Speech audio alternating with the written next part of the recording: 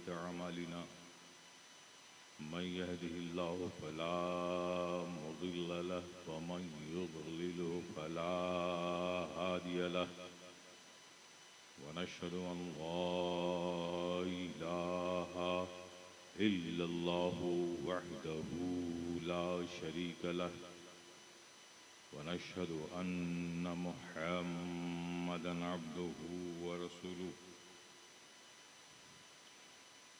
أما بعد فأعوذ بالله من الشيطان الرجيم بسم الله الرحمن الرحيم ألا إن أولياء الله لا خوف عليهم ولا هم يحزنون الذين آمنوا وكانوا يتقون صدق الله العظيم وصدق رسوله النبي الكريم ونحن على ذلك لمن الشاهدين والشاكرين والحمد لله رب العالمين.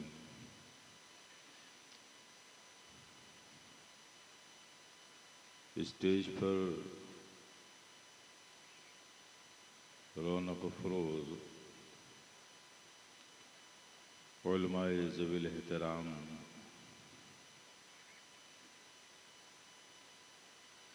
मसाजिद के मोहतरम इमाम शोराए किराम और दूर व नज़दीक से आए हुए आप प्यारे प्यारे सुन्नी मुसलमान,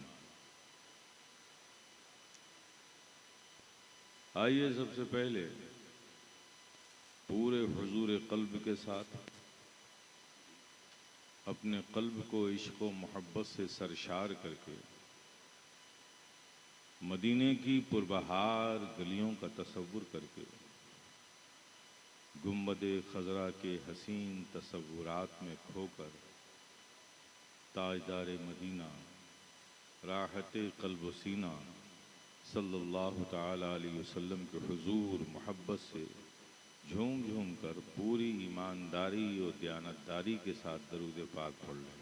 अल्लाहुम्मा सल्ली अला सय्यिदिना व नबिय्यिना मौलाना मुहम्मद व अला आलि सय्यिदिना मौलाना मुहम्मद कमा तुहिब्बु व तर्दा बिन तुसल्ली अलैहि सलातु व सलाम अलैका। एक बार और आवाज़ से बुलंद दरूद पाक पढ़ें। सल्लल्लाहु अलैहि सय्यिदिना मौलाना मुहम्मद व अला आलि सय्यिदिना मौलाना मुहम्मद कमा तुहिब्बु व तर्दा बिन तुसल्ली अलैहि सलातु व सलाम अलैका या रसूल अल्लाह। एक बार और मोहब्बत से जी लगाकर नबी और आले नबी पर सल्लल्लाहु अलैहि सल्लल्लाहु अलैहि वसल्लम सलातु व सलाम अलैका या रसूल अल्लाह सलातु व सलाम अलैका या हबीब अल्लाह सलातु व सलाम अलैका या नबी अल्लाह।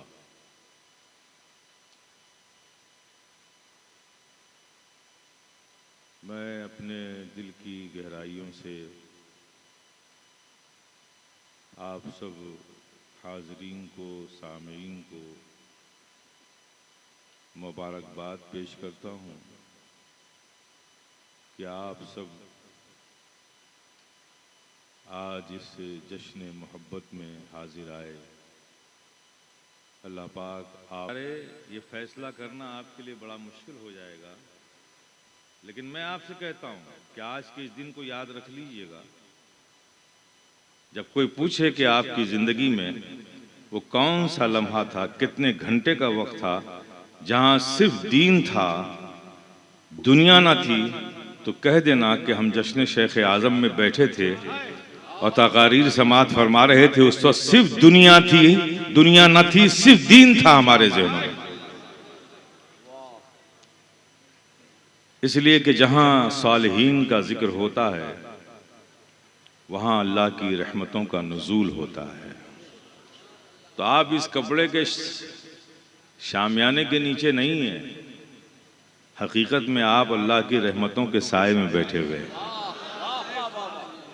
ये आपकी ज़िंदगी के लिए कितना खुशाइन लम्हा है, और ये मौका किसने दिया? अल्लाह के एक महबूब व मकबूल बंदे ने दिया। बहाना उसका नाम बना, उसकी जश्न बना, उसकी याद बनी, और सादतें ये मिली कि आप अल्लाह की रहमत के साए में बैठ गए। और 1 घंटे नहीं, आपने 4-5 घंटे गुजारे। तो ये हम सब की मुश्तरका खुशनसीबी भी है, फिरोज बख्ती भी है। हम अपने रब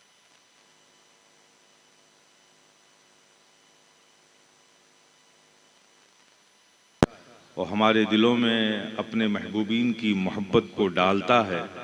वो मोहब्बतें हमें खींच कर ऐसी महफिलों में ले आती हैं और हमारा वक्त ऐसा गुजरता है कि जहाँ सिर्फ दीन होता है, जहाँ दुनिया नहीं होती। हजरात, तकरीर आपने समाअत फरमाई मुफ्ती मोइनुद्दीन साहब क़िबला से, और अभी आपको फिर सुननी है जनाब सैयद अमीनुद्दीन साहब क़िबला की तकरीर, अमीरुल क़ादरी साहब की तकरीर सुननी है आपको। जाहिर है कि आप सबको पता है कि हुजूर शेख आज़म मेरे वालिद गिरामी थे। मैं सिर्फ एक बात कहना चाहता हूँ,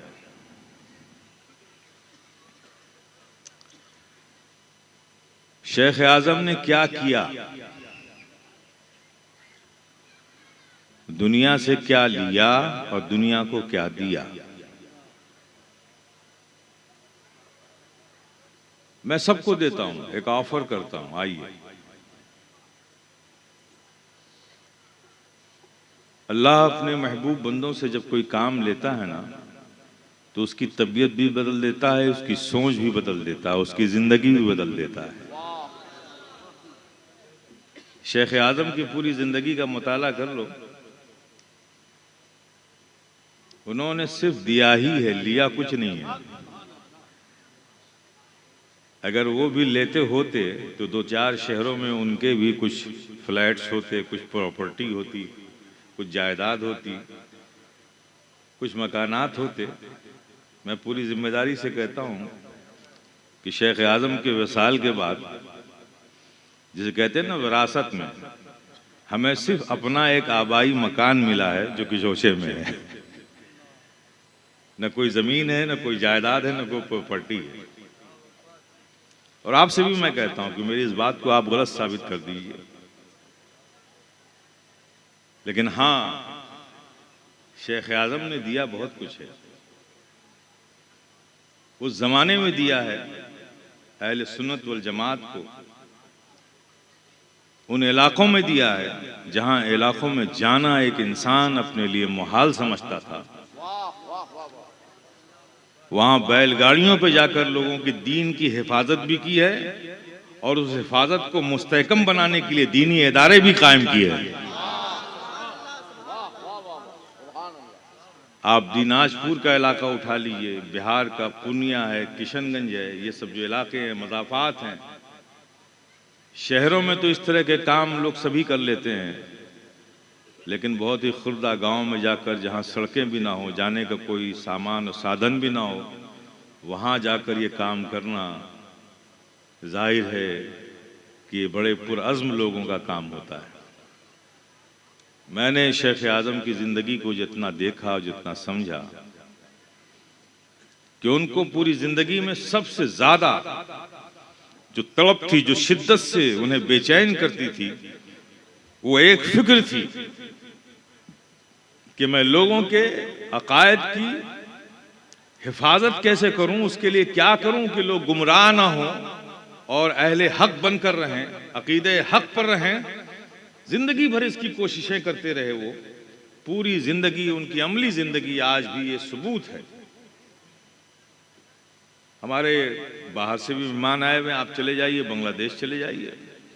एक ज़माना था कि बांग्लादेश में उलमाए अहले सुन्नत की एक बड़ी कसीर तादाद थी, वो सब हिंदुस्तान में आकर पढ़ के गए।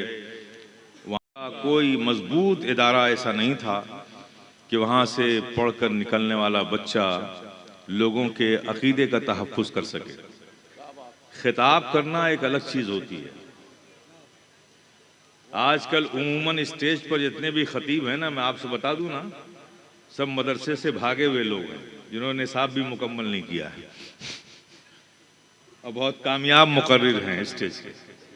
वो बात छोड़ दीजिए आप, लेकिन ज़मीन पर काम करना, अकीदे के तहफ़्फ़ुज़ के लिए काम करना एक बड़ा बुनियादी काम होता है। शेख आज़म ने बांग्लादेश में इस ज़रूरत को बड़ी शिद्दत से महसूस किया। एक दूसरा मुल्क है, ज़बान वहाँ की बांग्ला है, कोई फ़ारसी, उर्दू, अरबी पढ़ना नहीं चाहता। वहाँ तो बुखारी शरीफ को भी बांग्ला में कर दिया गया है, मुस्लिम शरीफ भी, और उसकी तलखीस है, पूरी बुखारी भी नहीं पढ़ाई जाती, चंद अहादीस बांग्ला में, बस यही निसाब में वहाँ पे। ये इल्मी ज़ुबू हाली का हाल था।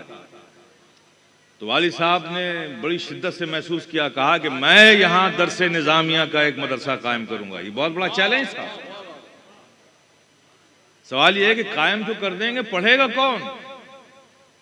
यहाँ की ज़बान तो बांग्ला है, ये फारसी कौन पढ़ेगा, उर्दू कौन पढ़ेगा, ये अरबी कौन पढ़ेगा, तफसीर कौन पढ़ेगा, बैज़ावी मदारिक ये सब पढ़ेगा कौन, हिदाया पढ़ेगा कौन, शरअ अक़ायद की किताबें पढ़ेगा कौन? वालिद साहब ने कहा कि जब मैं इदारा कायम करूंगा तो पढ़ने वाले बच्चे भी मिल जाएंगे। फिर उन्होंने तमाम उलमाए बांग्लादेश को बुलाया कि मैं चाहता हूं कि ये निसाब मदरसे में कायम हो। वालिद साहब ने मदरसा कायम किया। माशाअल्लाह 5 मंजिला है, कितने मंजिला इमारत? 6 मंजिला इमारत मदरसे की कायम की। 3 मंजिला मस्जिद बनाई, हॉस्टल अभी बनना बाकी है।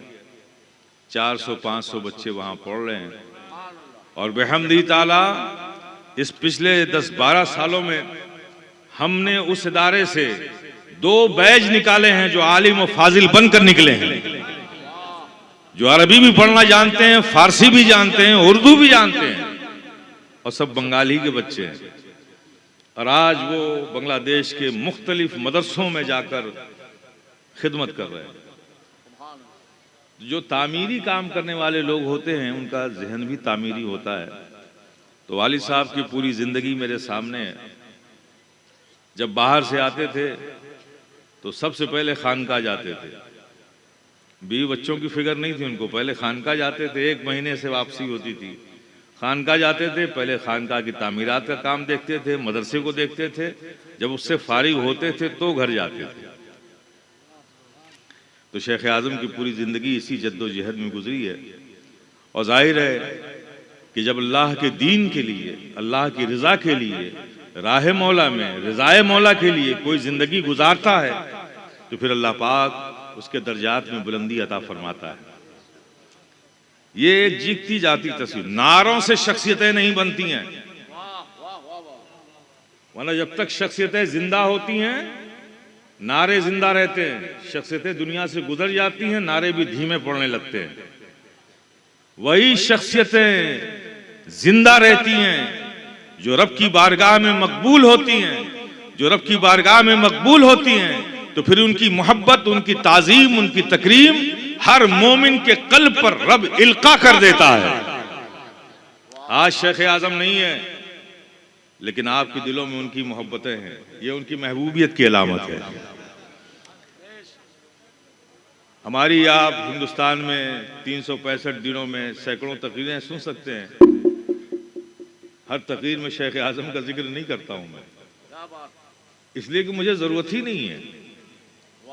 मखदूम सिमना का जिक्र नहीं करता मैं, इसलिए कि मुझे जरूरत ही नहीं है। इसलिए मैं जानता हूं कि मखदूम सिमना हमारे नारों से नहीं बने।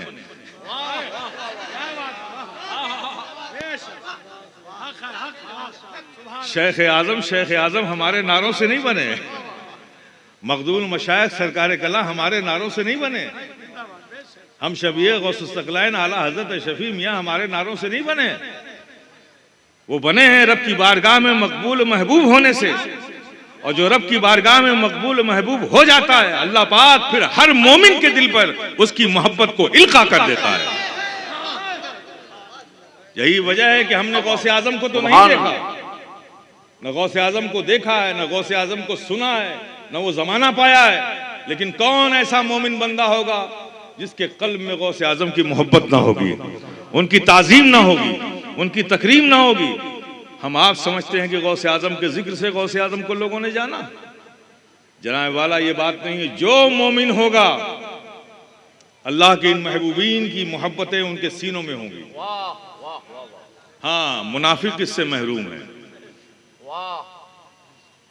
मुनाफिक अगर किसी की मोहब्बत का दावा करते हैं और किसी से मोहब्बत नहीं करते, उससे नफरत या उससे बेजारी का इजहार करते हैं, तो जिससे दावा करते हैं उसकी भी मोहब्बत नहीं है उनको, क्योंकि मोहब्बत में नफरतें नहीं होती, मोहब्बत सिर्फ मोहब्बत चाहती है। नफरत एक नजासत है और एक मोहब्बत एक पाकीज़ा चीज है। तो पाकीज़गी में नजासत को मिलाओगे तो वो भी खराब हो जाएगी। तो जो मोमिन होते हैं उनके दिलों में हर अल्लाह के दोस्त बंदों की मोहब्बतें होती हैं। तो आपको भी वो मोहब्बतें यहाँ खींच लाई हैं। अल्लाह पाक आपकी इन मोहब्बतों को सलामत रखे। मेरे प्यारे शेख आज़म की ज़िंदगी, बाकी तो उलमा बता ही रहे हैं, मैं तो उनका बेटा हूँ, मेरे अपने कुछ एहसासात हैं और मैं तबीयतन शख्सियत परस्त नहीं हूँ। मैं तबीयतन और मिजाजन कतान शख्सियत परस्त नहीं हूँ। मेरे नज़दीक वो एक इमाम भी बड़ा ताज़ीम व तकरीम का हक रखता है जो किसी गांव में 5 मुक्तदियों को अपने पीछे नमाज पढ़ा रहा है। दीन के ऐसे खादिम की भी मैं ताज़ीम करता हूँ। तो बज़ाहिर जिसकी खिदमतें होती हैं दीन के हवाले से, वो सब बाइस ताज़ीम व तकरीम होते हैं। और मेरा यही मिजाज है कि मैं उनकी इज्जत भी करता हूँ, उनकी ताज़ीम भी करता हूँ। तो शेख आज़म की ज़िंदगी जो मैंने अमली ज़िंदगी देखी, एक जुनून था उनका दीन और सुन्नियत के हवाले से। मदरसे कायम करो, बच्चों में इल्मी ज़ौक़ पैदा करो, सुन्नियत का मुबल्लिग बनाओ इन्हें। और शेख आज़म क्वांटिटी के कायल नहीं थे, वो क्वालिटी के कायल थे। बच्चों को आलिम दीन बना दो सिर्फ पगड़ी बांधकर, और वो किसी सलाहियत के मालिक ना हो तो आपने उनके तो हाथ पैर बांध दिए। अगर वो आलिम ना होता तो मजदूरी करके घर चला लेता, ईंटें उठाकर घर चला लेता। आपने आलिम बना दिया तो वो ईंटें भी नहीं उठा सकता। शेख आज़म फरमाते थे कि मदरसे में जिन बच्चों को दाखिला लिया जाता है, अब हमारी जिम्मेदारी है कि उनको ऐसा पुख्ता आलिम बनाया जाए कि वो आलिम बनने के बाद अल्लाह का शुक्र अदा करें कि मैं आलिम हूँ। उनको पछतावा ना हो कि मैं आलिम होकर के मेरी सारी ज़रूरतों की तकमील के लिए मेरे हाथ पैर बन गए हैं।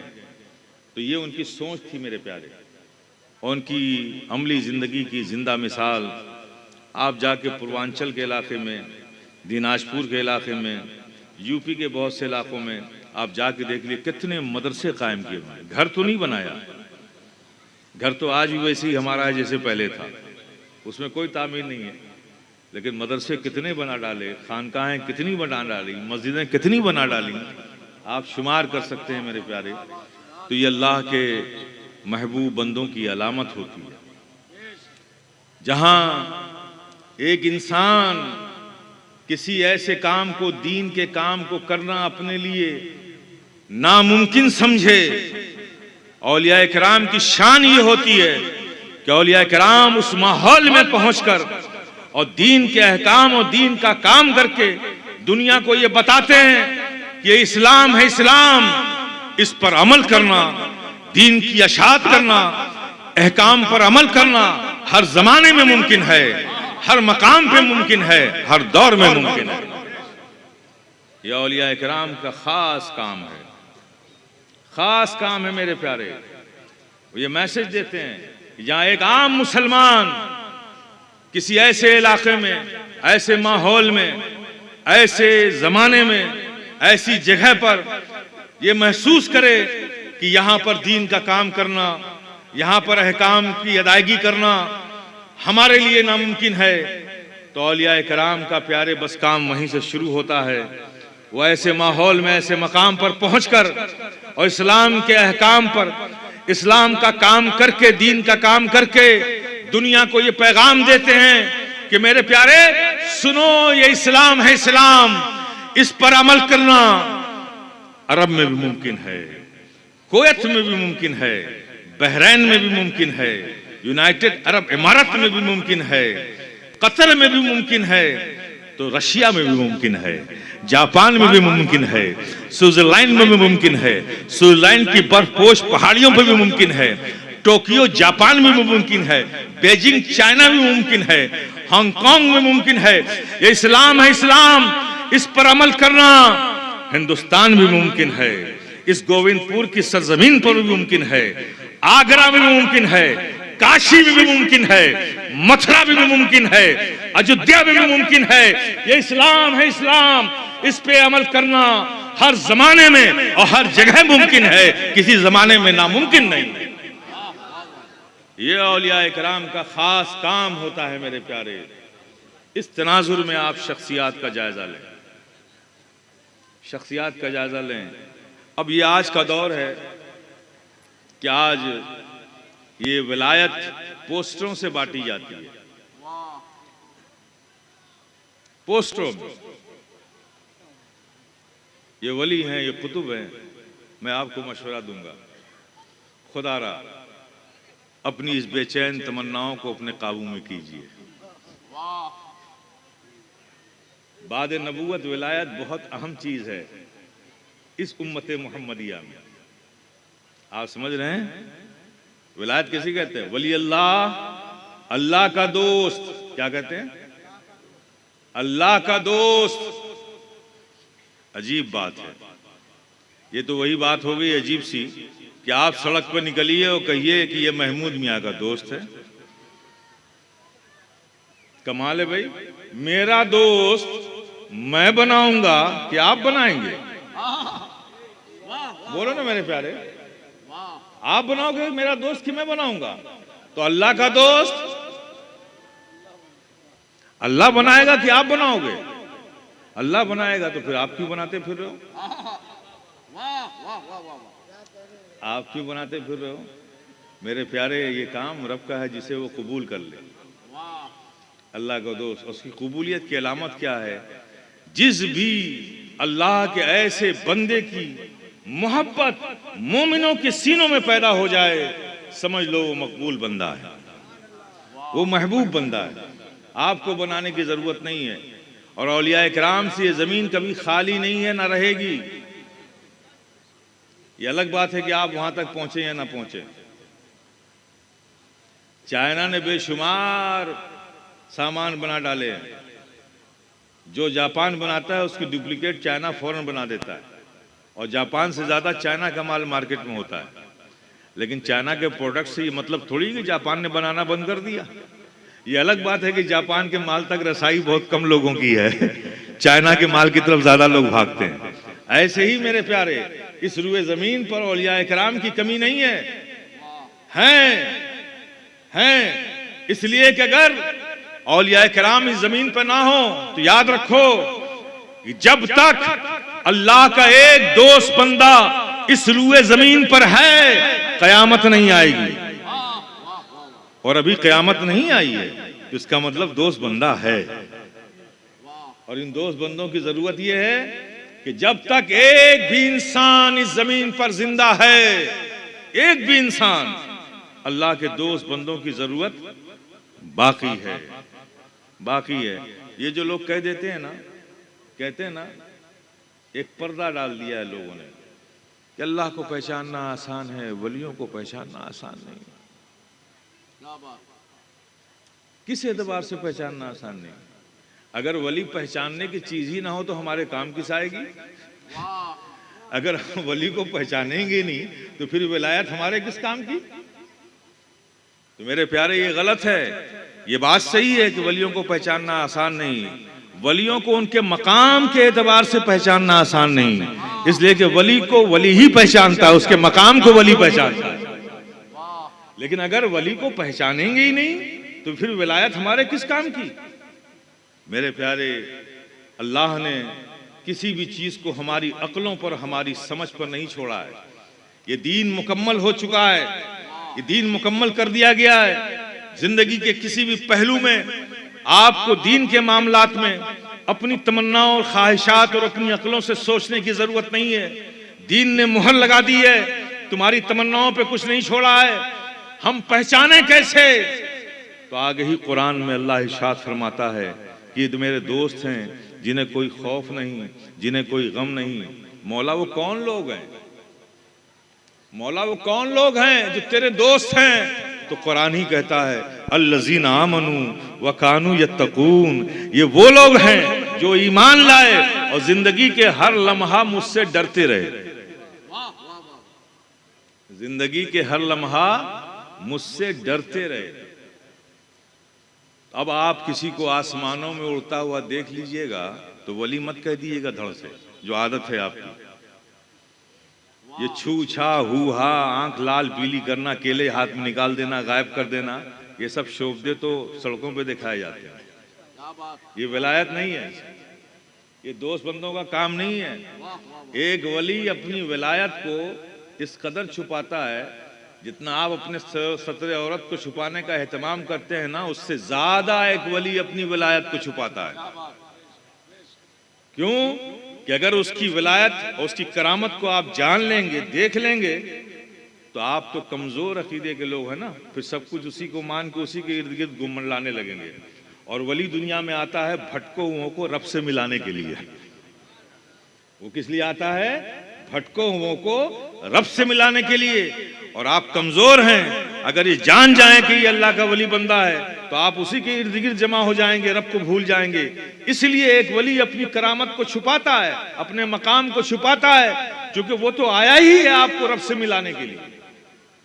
तो मेरे प्यारे, तो किसी को आसमान में उड़ता हुआ देखना तो फौरन वली ना कह देना, बल्कि ये देखना कि वो ईमान वाला है कि नहीं। अच्छा, ईमान वाला है, फिर देखना तकवे वाला है कि नहीं, तकवे वाला है कि नहीं। अब सवाल ये है कि जाहिरन जो तकवा है वो तो नजर आ जाएगा, बातिनन तकवे वाला है कि नहीं वो कैसे जानोगे? इसलिए कि महफिल में तो सभी मुत्तकी हो जाते हैं, तन्हाइयों में मुत्तकी कौन है ये कैसे जानोगे? तन्हाइयों में मुत्तकी कौन है? महफिलों में तो सभी मुत्तकी हो जाते हैं। जिंदगी के हर लम्हा डरने वाला ये रब से है, महफिलों में तो है, तन्हाइयों में भी है, ये कैसे जानोगे? अब इसको जानने के लिए आइए आकाए रहमत की बारगाह में चलते हैं। आका फरमाते हैं, आज शेख आजम की महफिल में आए तो कुछ लेकर जाओ। आका फरमाते हैं, किसी शख्स के बारे में उस वक्त तक कुछ मत कहो जब तक कि उससे 3 मामलात ना कर लो। उसे अपना पड़ोसी बना लो, उससे लेन देन कर लो, उसके साथ सफर कर लो। पड़ोसी बनाओगे तो आपसे छुपेगा नहीं कि इसके घर के अंदर का माहौल क्या है। बाहर तो दीनदारी है, घर में भी दीनदारी है कि नहीं है, उससे नहीं छुप सकता पड़ोसी से। सफर करोगे तो आदत का पता चल जाएगा। लोगों के मजमे को देखकर नमाज पढ़ता है कि तन्हाइयों में भी पढ़ता है। और लेन देन कर लोगे तो उसकी नीयत का पता चल जाएगा। मैं आपको कसौटी दे रहा हूं, इस कसौटी को लेके मैदान अमल में उतर जाओ, पता चल जाएगा आपको कितने वली हैं। तो मेरे प्यारे, ये विलायत बहुत अहम चीज है। एक वली से अगर आपको शर्फ नियाज हासिल हो गया, मुलाकात का शर्फ हो गया, तो वो दिन आपकी किस्मत की बुलंदी का दिन है कि अल्लाह के एक दोस्त बंदे से आपकी मुलाकात की। तो हजरात, हुजूर शेख आज़म के जश्न में आप आए हैं, अल्लाह पाक आप सबका आना कबूल फरमाए। मेरे वालिद थे, मैंने उनकी ज़िंदगी देखी है, बड़ी फ़कीराना ज़िंदगी थी। कोई लालच नहीं, दुनिया की हाजत नहीं, दुनिया से रग़बत नहीं, बिल्कुल एक फ़कीराना ज़िंदगी।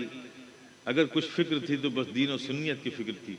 इदारे कायम करते रहे, बच्चों को नसीहतें करते रहे, तालीम व ताल्लुम का बच्चों का इंतज़ाम करते रहे। इसी में पूरी ज़िंदगी आपने गुजार दी, इसी में पूरी ज़िंदगी गुजारी। सूफ़ी मीज़ानुर रहमान साहब बांग्लादेश के हैं। जिस वक्त आपने पर्दा फरमाया इस्माइलिया हॉस्पिटल बम्बई में, तो ऑपरेशन थिएटर में उनको ले जाया जा रहा था, तो उस वक्त मुझे बुलाया। और सूफ़ी मीज़ानुर रहमान साहब बांग्लादेश से देखने के लिए आए थे, उन्हें भी बुलाया। और ज़िकर वीरानी साहब एक मुंबई के थे, वो भी थे। अब आप सोचिए कितना वो वक्त होता है ऐसा, लोग अपनी औलादों के लिए, घर के लिए वसीयतें करते हैं ना। शेख आज़म क्या फरमा रहे हैं कि सूफ़ी साहब, वो मदरसा अभी मुकम्मल नहीं हुआ है, अगर मैं ज़िंदा रहा तो इंशाअल्लाह मैं करूँगा, अगर मैं नहीं रहूँगा तो ये महमूद मियाँ ये करेंगे, आप लोग इनका साथ दीजिएगा। ये उनके वो आखिरी जुमले थे जो हमने सुने। उसके बाद ऑपरेशन थिएटर में गए, ऑपरेशन हुआ, फिर अल्लाह ने उतनी ही जिंदगी रखी थी, वो पर्दा फरमा गए। हमने आखिरी वक्त में उनके सिर्फ ये 3 जुमले सुने, 3 जुमले सुने। जिक्र वीरानी से फरमाया कि जाम शब का ख्याल रखना और महमूद मियाँ का साथ देना, ये मिशन हमें बहुत आगे तक ले जाना है। मैं जिंदा रहा तो करता हूँ, करता रहूँगा, अगर नहीं रहूँगा तो तुम लोग साथ देना। और सूफी साहब से फरमाया बांग्लादेश में जो मदरसा कायम किया है उसके लिए आप साथ दीजिएगा ताकि वो सुन्नियत का एक मजबूत किला बने। ये हमारे वालिद की ज़िंदगी थी कि उस आखिरी वक्त में न उन्हें बीवी का ख्याल, न बच्चों का ख्याल, न उनके मुस्तकबिल का ख्याल, अगर ख्याल है तो सिर्फ दीन सुन्नियत का ख्याल है, दीन की अशात का ख्याल है। मैंने ये देखा है और मैंने ये महसूस किया है, और बिहम्दी ताला ये फ़कीर शफ़ी गदाई जिलानी भी उसी राह पर चलने की कोशिश कर रहा है। आप सब दुआ कीजिए कि मौला करीम हमें साबित कदम रखे, हमें इस्तिकामत अता फरमाए। मैं भी अपने वालिद की ज़िंदगी को अपने सामने रखकर अपनी ज़िंदगी गुजार सकूं। अल्लाह पाक हमें ऐसी तौफीक अता फरमाए। व आखिर दावाना अल्हम्दुलिल्लाहि रब्बिल आलमीन।